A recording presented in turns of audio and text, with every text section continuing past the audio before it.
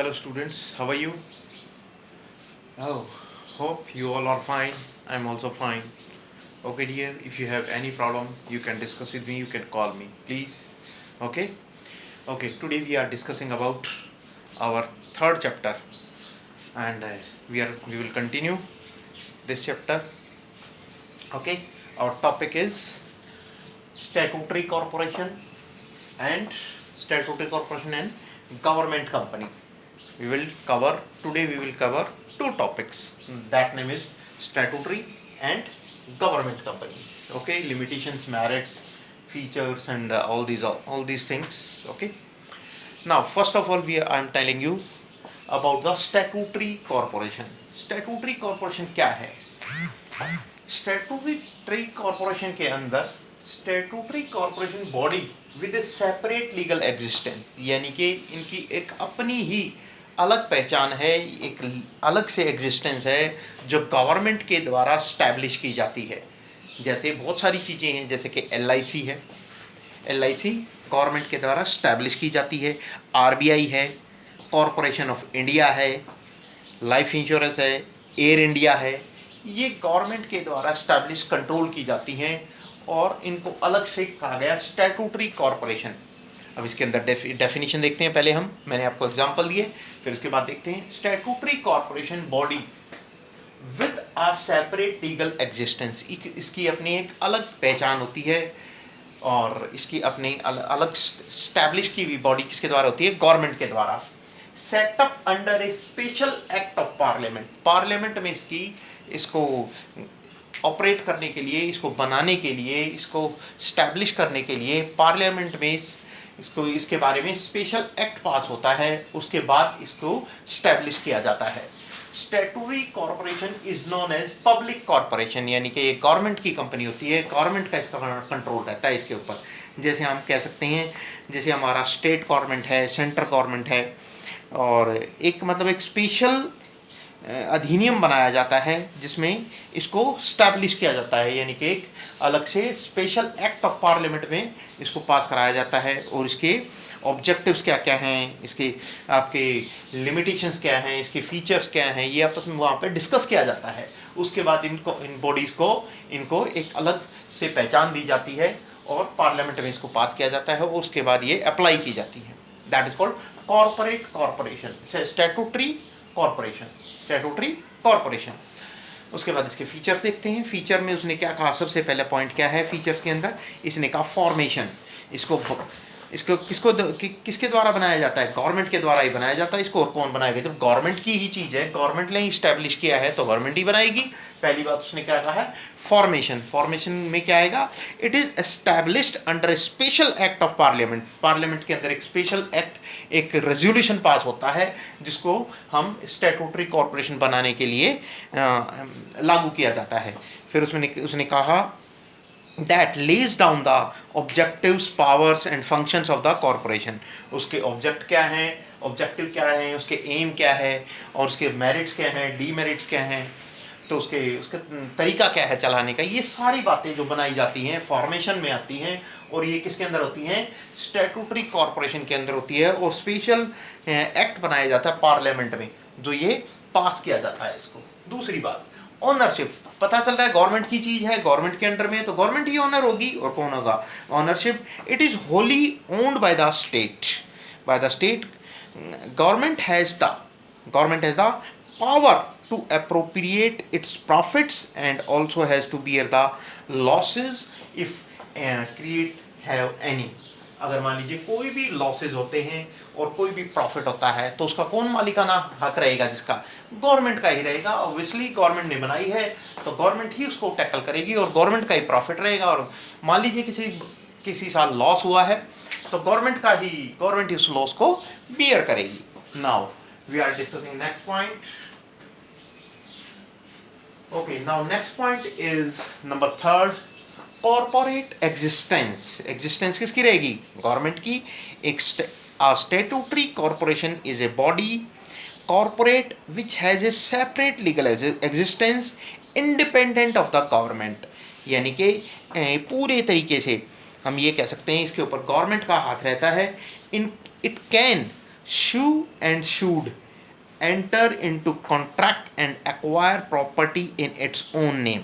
यानी कि ये कहता है ये अपने नाम से कोई भी प्रॉपर्टी ले सकते हैं, और मान लीजिए कोई, हाँ, इनके बीच में कोई डील होती है गवर्नमेंट के बीच में और किसी भी कंपनी के बीच में, तो आपस में वो लोग इस कंपनी पे कोई ना कोई स्टैट्यूटरी जो कंपनीज होती हैं उन पे हम लोग केस कर सकते हैं, या कंपनी दूसरे के ऊपर केस कर सकती है। यानी कि ये क्या कहा इसने, सेपरेट लीगल एग्जिस्टेंस होता है इसका, कॉर्पोरेट एग्जिस्टेंस रहता है। फिर उसने देख लो, which has a separate legal existence independent of the government. Independently मतलब अपने आप, मतलब गवर्नमेंट का ने तो बना दिया इसको, लेकिन ये खुद बनने के बाद भी दूसरे पे केस कर सकती है कंपनी, और इसके ऊपर भी केस किया जा सकता है। यानी कि ये इंडिपेंडेंटली काम करती है। ये कॉर्पोरेट एग्जिस्टेंस, अपना ही इसका अपना वजूद होता है। जैसे मैंने आपको एग्जांपल दिए, आरबीआई किसके अंडर में, गवर्नमेंट के अंदर में, लेकिन गवर्नमेंट ने ही इसको एस्टेब्लिश किया है। एलआईसी है और एयर इंडिया है। Next, financial autonomy. This type of enterprises is usually independently financed. यानी कि खुद ही, मतलब ये क्रिएट करती है पैसा, खुद ही इसके पास बहुत सारा पैसा होता है, इंडिपेंडेंटली रहता है, किसी को कहने की ज़रूरत नहीं होती, या किसी से टाई अप करने की ज़रूरत नहीं होती इसको। तो इसने क्या कहा, it obtains funds by borrowing from the government और through revenues derived from the sales of goods and services to the public। यानी कि कोई भी सर्विसेज देनी हो, सामान देना हो गवर्नमेंट के द्वारा, जैसे कोई सर्विसेज देनी हो या कोई गुड्स बेचना हो, तो गवर्नमेंट इसके द्वारा बेचा जाता है और सेल किया जाता है और प्रॉफिट अर्न किया जा सकता है।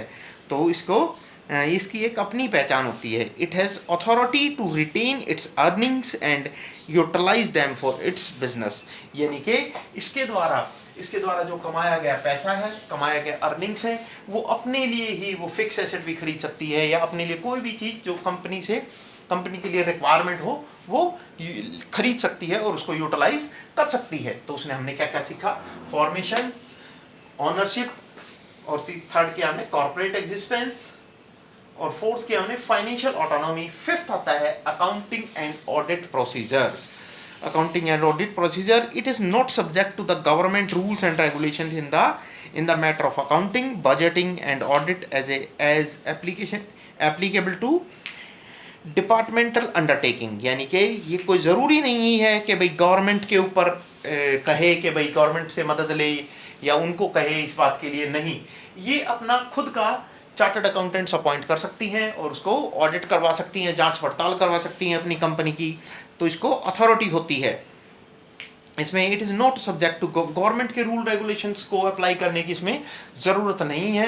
नॉर्म्स जरूर हमें गवर्नमेंट के फॉलो करने पड़ेंगे, लेकिन रूल रेगुलेशंस हम अपने क्रिएट कर सकते हैं और अपने हिसाब से चार्टर्ड अकाउंटेंट को अपॉइंट कर सकते हैं, और कंपनी अपने हिसाब से चार्टर्ड अकाउंटेंट से अकाउंटिंग करवा सकती है, और उनका ऑडिट का तरीका वो अपने हिसाब से करवा सकती है जो वो उनको ठीक लगता है। फिर उसने कहा staffing and terms of services, यानी कि लोगों को नौकरियां देना और उनको से सर्विसेज लेना। The employees of these enterprises are not government और civil servants and are not governed by the government rules and regulations. However, at times some officers are taken from the government departments to hand these organizations। यानी कि अगर आप चाहो तो इसमें जो appoint किए जाते हैं गवर्नमेंट से भी आप अपना ले सकते हो, दूसरे डिपार्टमेंट से भी इसको हायर कर सकते हो, गवर्नमेंट डिपार्टमेंट से भी लेके स्टाफिंग को अपॉइंट कर सकते हो, या बाहर से भी अपॉइंट किया जा सकता है, ऐसी बात नहीं है।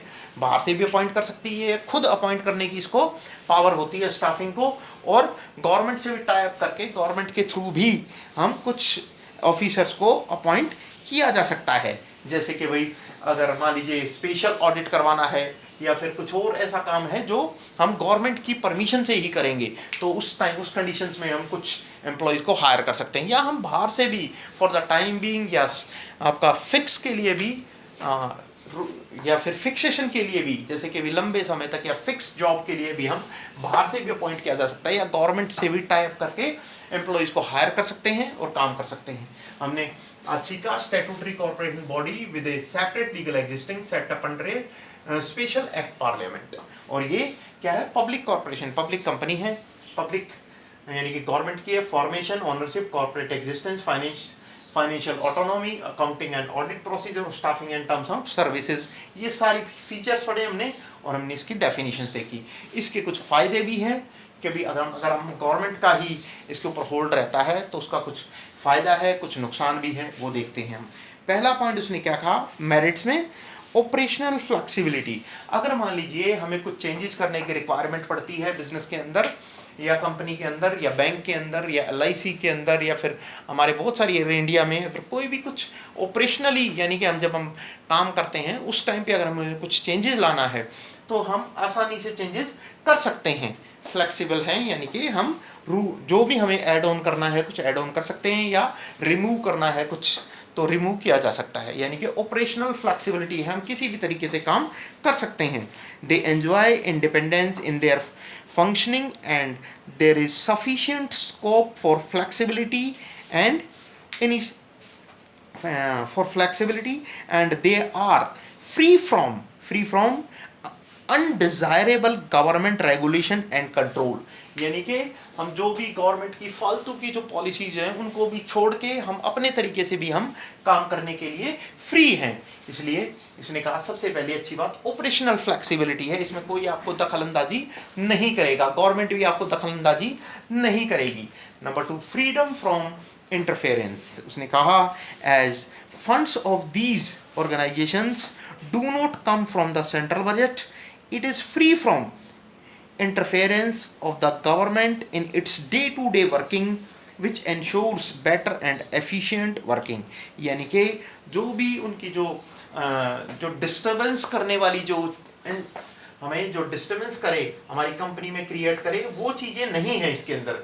कंपनी अपने आप अपना काम कर सकती है, फ्रीडम है, फ्री है, कोई भी उनको इंटरफेयर नहीं करेगा आपके काम में, आप अपना काम खुद अपने तरीके से कर सकते हो। नेक्स्ट पॉइंट उसने क्या कहा number 3, autonomous setup। autonomous setup तो उसने क्या कहा as these enterprises are autonomous organizations, they frame their own policies and procedures within the powers assigned to them by the act। however the act may require prior approval of a particular ministry or certain issues, यानी कि ये अपना setup लगा सकती हैं, frame कर सकती हैं, अपनी पॉलिसीज़ बना सकती हैं, अपने पावर का यूज़ कर सकती हैं जो एक्ट के द्वारा इनको दिया गया है काम करने के लिए, यानी कानून के द्वारा इनको जो छूटें दी गई हैं आप अपने तरीके से काम कर सकते हो, अपना सेटअप लगा सकते हो, अपने फ्रेम बना सकते हो अपने काम के लिए। किसी भी तरीके से आप अपना फ्रेमिंग करो, उसको एम्प्लॉइयों को अपॉइंट करो या किसी भी तरीके से आप अपना काम पूरा कर सकते हो। Number 4, facilitates economic growth. ये सबसे अच्छा पॉइंट है इसका, देखते हैं इसने क्या कहा इसमें, facilitates economic growth, such enterprises contribute to the economic development as they have to power of the government along with the initiative of private enterprises। उसने कहा कि इकोनॉमिक ग्रोथ के लिए भी देखा जाए तो such enterprises contribute to the economic development. इसमें जैसे कि LIC है, एयर इंडिया भी है, ये हमारी जो GDP है यानी ग्रॉस डोमेस्टिक प्रोडक्ट में, यानी कि हमारी GDP में भी हमारा कौन सहयोग देती है, कौन सी कंपनियां, स्टैट्यूटरी कॉर्पोरेशन हमें इसमें भी ग्रोथ को यानी कि ग्रो करने के लिए भी, इकोनॉमी को ग्रो करने के लिए भी हमारी मदद करती है। लेकिन इसमें कुछ मेरिट्स हैं तो कुछ डीमेरिट्स भी हैं।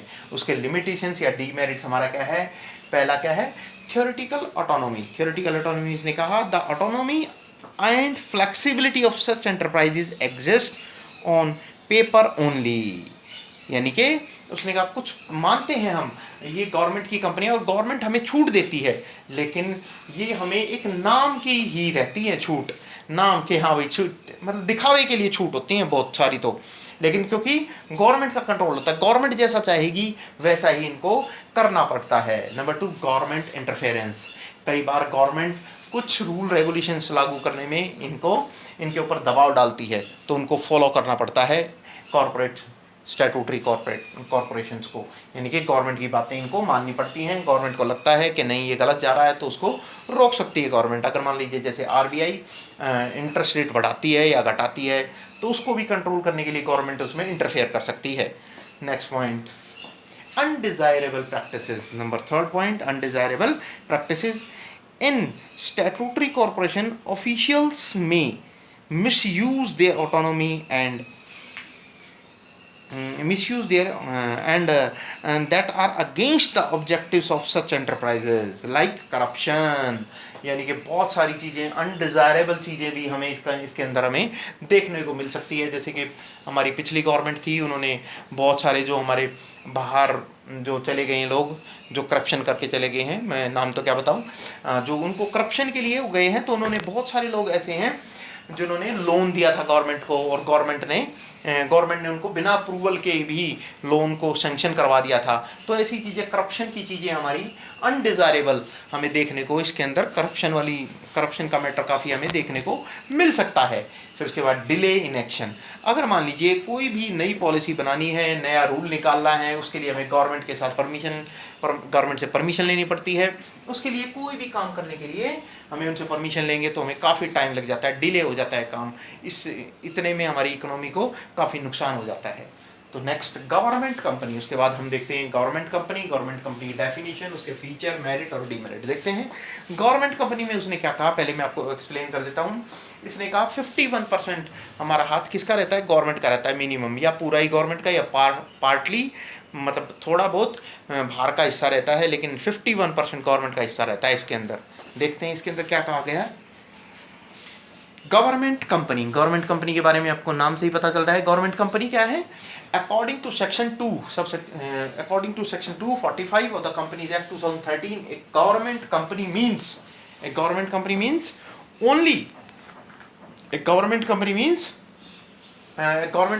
any company in which not less than 51% of the paid up capital is held by the central government. यानी कि 51% से नीचे गवर्नमेंट का हाथ नहीं रहता, 51% गवर्नमेंट का इसके अंदर राइट रहता है, होल्ड रहता है।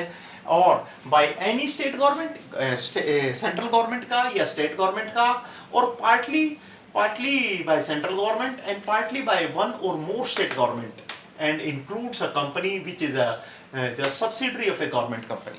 यानी कि जो भी हमारी कंपनियां हैं उसका स्टेट गवर्नमेंट का हिस्सा रहेगा या सेंट्रल गवर्नमेंट का हिस्सा रहेगा या दोनों का हिस्सा रहेगा। तो 51% कहने का मतलब है गवर्नमेंट का हाथ रहता है इसके अंदर। इसके फीचर्स क्या हैं हमारे? Features of the government company. Number 1, incorporation. जो कंपनी हमारी गवर्नमेंट कंपनी है, इनकॉर्पोरेशन, उसने क्या कहा? The government company is registered under the companies act 2013 और any previous company law. It is formed by an executive rather than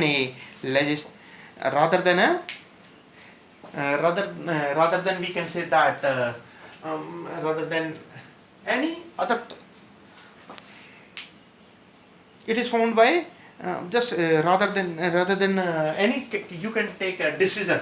अगर मान लीजिए इनकॉर्पोरेशन कंपनी के अंदर, अगर मान लीजिए कंपनीज एक्ट 2013 क्या कहा उसने, या कोई भी कंपनीज एक्ट 2013 या उससे पहले बने हुए लॉ, उनको देखते हुए ही इस कंपनी का निर्माण किया जाता है। गवर्नमेंट कंपनी यानी कि in the sense 51% it should B 51% held by the government. दूसरा, सेपरेट लीगल एंटिटी। जैसे हमारा स्टैट्यूटरी कॉर्पोरेशन है, इसी तरीके से इसका सेपरेट लीगल एंटिटी, अपना एक अलग इसका रुतबा आता है, अपनी लीगल अलग से इनकी एग्जिस्टेंस रहती है। It has a separate legal existence independent of the government से अलग इसकी अपनी एग्जिस्टेंस रहती है। फिर उसने क्या कहा? The company can enter into a contract and acquire property और can file a suit in a court of law against any third party and be sued. अगर मान लीजिए आपने कोई किसी पे केस कर दिया, किसी ने आप कंपनी पे केस कर दिया, तो उसको कॉन्ट्रैक्ट के अंदर आ जाती है, यानी कि वो कॉन्ट्रैक्ट में बन जाते हैं और वो एक दूसरे के ऊपर केस कर सकते हैं, या कंपनी उस पर कर सकती है, कंपनी एम्प्लॉय या कोई भी कस्टमर पे केस किया जा सकता है। इनकॉर्पोरेशन में भी किसका? गवर्नमेंट का हाथ रहता है, सेपरेट लीगल एग्जिस्टेंस रहती है। मैनेजमेंट भी किसकी रहती है? गवर्नमेंट का हाथ रहता है मैनेजमेंट में भी। It is managed by A board of director nominated bye the government. जो डायरेक्टर अपॉइंट किया जाता है, बोर्ड ऑफ डायरेक्टर रहता है, वो भी किसका रहता है? गवर्नमेंट का रहता है। और वो मैनेजमेंट कौन करती है? गवर्नमेंट का कंट्रोल रहता है। Number 4, governed bye previous of memorandum and article of association. मैंने बताया था मैंने एमओए एंड एओए। एमओए में बाहर के जो रूल रेगुलेशन, बाहर की कंपनियों के साथ, आउटसाइडर के साथ जो हमारे रिलेशंस रहते हैं वो एमओए में लिखा जाता है, और कंपनी के अंदर के रूल रेगुलेशंस जो होते हैं वो एओए के अंदर लिखा जाता है। वो सारी बातें भी हमारी किसकी रहती हैं? गवर्नमेंट की रहती हैं। The memorandum MOA and AOA are the main documents of the company, contains the object of the company and rule and regulations relating to the appointment of employees of the company। यानी कि सारे rule regulations इसके अंदर लिखे जाते हैं government के द्वारा। According accounting and audit procedures, ये भी किसका? गवर्नमेंट का हाथ रहता है। It is a free from the budgetary accounting and audit controls applied to departmental undertaking. यानी कि इसमें गवर्नमेंट कुछ नहीं कहती, लेकिन रहते तो गवर्नमेंट के एम्प्लॉई है, इसके अंदर है ही गवर्नमेंट कंपनी वो। तो नेक्स्ट पॉइंट, फाइनेंशियली भी ये इंडिपेंडेंट रहता है, फाइनेंशियली भी खुद पैसा क्रिएट कर सकता है। और इसको भी जैसे at least 51% of capital of the company is contributed by the state or central government, while the rest can be raised from the capital market। जैसे 51% तो वो खुद लगाती है, और 49% ये बाहर से जनरेट कर सकती है, कैपिटल मार्केट से जनरेट किया जा सकता है पैसे को। नेक्स्ट, इसके फायदे हैं, कुछ नुकसान है। इजी फॉर्मेशन, इसको बनाना आसान है क्योंकि गवर्नमेंट की कंपनी रहती है, इसका कोई आपको डिस्टर्ब नहीं करता, इंटरफेरेंस नहीं करता, तो इसलिए बनाना आसान है इसको। there is no need for separate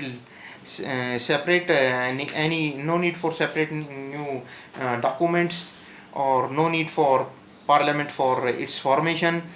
It can be established by fulfilling the requirement of the Indian Companies Act। It can be established by the fulfilling the requirement of the Indian Companies Act। यानी कि बनाना आसान है। Operational autonomy, उसमें भी again it is saying that it easy autonomy in all management decisions and takes actions according to the business। Next point हम कहते हैं independent status. इसका अपना अलग पहचान होती है, ये किसी पे डिपेंड नहीं रहता, इंडिपेंडेंटली काम करता है। फिर उसने क्या कहा? प्रिवेंट्स अनहेल्दी बिजनेस प्रैक्टिसेस, यानी कि जो अनहेल्दी, यानी कि इसमें इसने क्या कहा? These companies provide good quality products at reasonable price. It helps to control the market and reduce unhealthy business practices. यानी कि जो दूसरी कंपनियां, जो प्राइवेट कंपनियां कस्टमर से ज़्यादा पैसा वसूल करती हैं और प्रोडक्ट भी अच्छा प्रोवाइड नहीं कराती हैं, उनको भी रिमूव करती है ये, उनकी जगह उसके लिए दूसरा प्रोडक्ट आपका पैरेलली हमें प्रोवाइड करा देती है कंपनी। तो उसने कहा अनहेल्दी प्रिवेंट हटा देती है उनको अनहेल्दी बिजनेस प्रैक्टिसेस। यानी कि उसके साथ साथ जो कंपटीटर हैं, जो दूसरे बिजनेस में उसके सेम प्रोडक्ट बनाने के लिए सोचते हैं और पैसा ज़्यादा कमाने की सोचते हैं, तो उनको हटा देती है। उसकी जगह गवर्नमेंट एक अच्छा चीप एंड बेस्ट प्रोडक्ट किसको? कस्टमर्स को प्रोवाइड करा देती है। लिमिटेशंस हैं गवर्नमेंट कंपनी के, क्या है? फ्रीडम ओनली इन नेम, यानी कि नाम मात्र की फ्रीडम रहता था गवर्नमेंट का कंट्रोल ये है इसके अंदर। फिर उसने कहा government is the majority share holder की तो डेफिनेटली मेजॉरिटी रहेगी। It exercise control over affairs of the company and provisions of the companies act does not have much relevance, यानी कि नाम मात्र का रहता है freedom. Next, lack of accountability, उसने क्या कहा? It is financed by the government, it should be accountable to the government, however it is not answerable directly to the parliament due to ineffective government control। यानी कि lack of accountability, यानी कि जवाबदेही की कमी रहती है, कौन जिम्मेदार होगा इस चीज़ के लिए, ये कमी है इसके अंदर, ये देखने को मिली हमें। Next point, defeat of main purpose, यानी कि मेन पर्पज़ को कई बार भूल जाते हैं हम लोग, हम जो करप्शन के कारण ये चीज़ें हमें मेन जो पर्पज़ होता है वो उससे ध्यान भटक जाता है, वो प्रोडक्ट नहीं बना पाते हैं हम कई बार। डिफीट ऑफ मेन पर्पज़ को कई बार हम भूल जाते हैं। तो ये सब चीज़ें हम देखने को मिलते हैं। Being a major share holder the government controls the whole management and administration of the company, it defeats the main purpose of the registering it under the companies act. कई बार ये भी देखने को मिलता है, डिफीट कर जाते हैं हम। ये सारी बातें हमने पढ़ी, तो इसको नोट डाउन करिए और मैं इसका एक आपको फ़ोटो भी भेज दूंगा। If you have any doubt you can call me, please discuss with me.